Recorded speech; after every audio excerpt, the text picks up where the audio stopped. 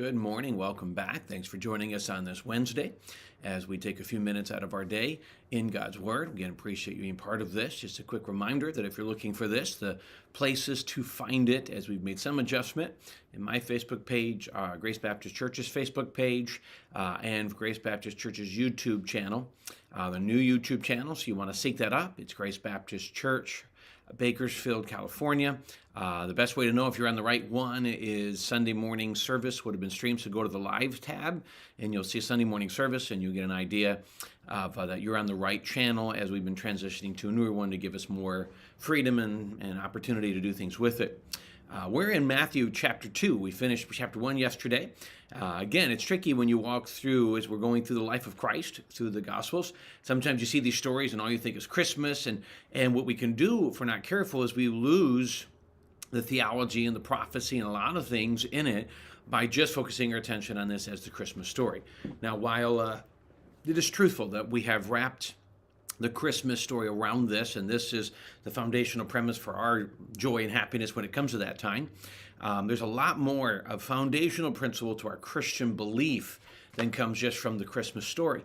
And so we're going to take a few minutes, probably take what in most occasions is used in one message or one thought as you walk through the entire story of the gift of the Magi, the visiting of the wise men, and we're just going to take at least 2 episodes, break through this to walk through really more of what's in here than just, so we can break down. What does it mean? What does it mean that these gentlemen traveled all the way from the east to Jerusalem to meet Jesus? And what does that mean for us? What does it mean for history? So let's take a few minutes and look at that. Matthew chapter 2, verse 1. Now after Jesus was born in Bethlehem of Judea, in the days of Herod the king, behold, wise men from the east came to Jerusalem, saying, Where is he who has been born King of the Jews?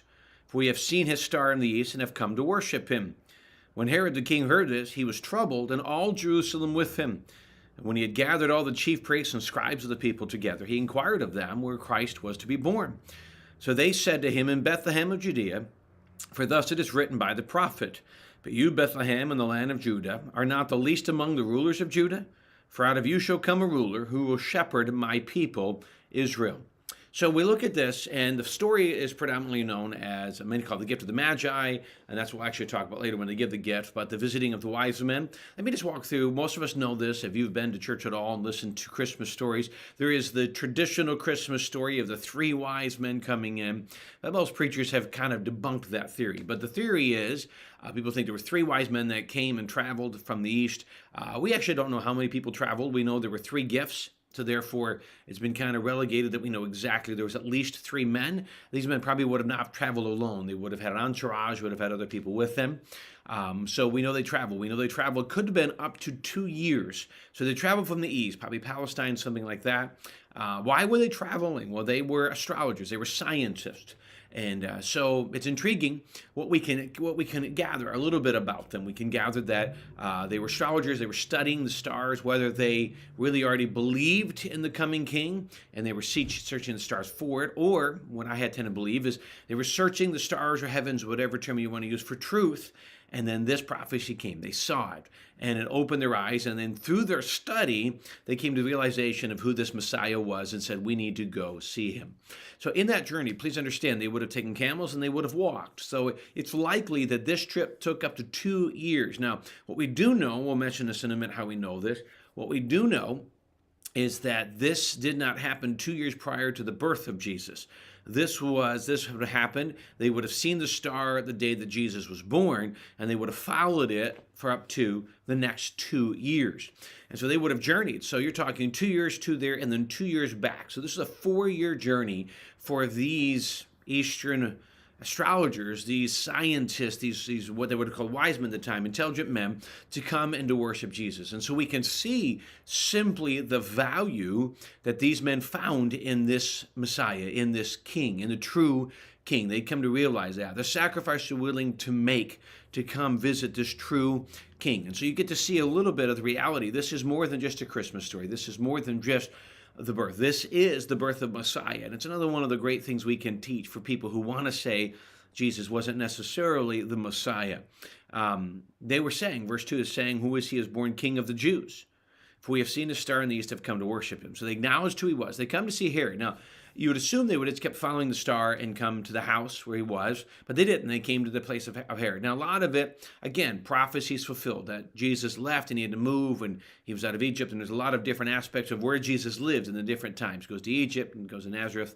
There's a lot of different aspects to this, which ultimately result in proving his prophetic belief of who he was. And so God was just using these wise men to help do that. So he comes in, and of course they go to the palace and they look for the king of the Jews. Now, why would someone like Herod have such a hard time with this? Well, you have to understand, at this point, the Jewish people were under slavery by the Romans. Herod was not really their king, should not have really been their king. He was placed there by the Roman government. He was kind of inept. He was just there, as, I guess you'd say, governor. He was kind of an overseer by the Roman government, but he was a very angry man, a very volatile man. He was a man that easily could have and did a lot of crazy things. And we'll see that. We'll see that later when he ends up killing all babies 2 years and younger for the purpose of getting rid of this new Messiah. Now, he was a paranoid man, as you can see by hearing that. He knew he wasn't truly supposed to be the king, and so when this new king was born, he was thinking political revolution. He was thinking, someone's been born, and they're going to come and do everything they can to remove me from my position. And so that's why when it says in verse 4, when Herod the king heard this, he was troubled, and all Jerusalem with him. Well, why? Well, they were troubled because they knew of the reactionary nature of Herod, and so they were afraid, what is he going to do? So it makes you come to the conclusion that this is not the first time that Herod's acted in a way that has influenced and impacted and affected these people. And so it isn't something to look at. You can see the effect that he had on the people and the fear that was brought to them. And so you see a bit of the history of what's going on at this time, what Jesus was born into. In verse 4, when he had gathered all the chief priests and scribes of the people together, he inquired of them where Christ would be born. And so what you're looking at is now the wise men come in, Herod brings in the people, and what they're doing is they're going to start researching the history of the Jewish people.